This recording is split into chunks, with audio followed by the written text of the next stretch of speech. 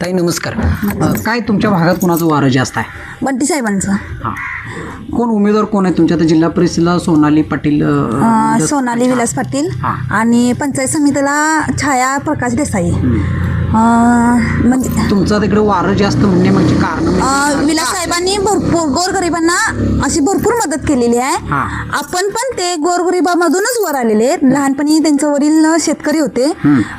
लाकूड तोडणीपासून त्यांच्या वडिलांनी काम केलेलं. हे त्यांच्या वडिलांचं हलाखीचं दिवस बघून विलास साहेबांनी ह्याच्याकडं कल दिला, व्यवसायाकडे. अच्छा. हां.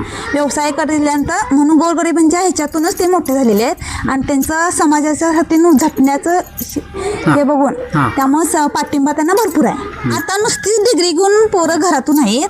त्याच्या ह्या शिक्षणाचं त्यांनी काय हे घेतलेलं नाही. 12वी 15वी झालेल्या मुलांना त्यांनी रोजगार उपलब्ध करून दिलेला आहे. त्यामुळं मुलांचा पण कल इकडं जास्त झालेला आहे. डिग्र्या गेल्या कंप्लीट घरातनीच आहेत ती. त्यांना असं काय पुण्या मुंबईसाठी घर सोडून बाहेर जायला लागते. विलास साहेबांच्या मुळं घरातच आपल्या आईवडिलांना सांभाळत त्यांना एक रोजगार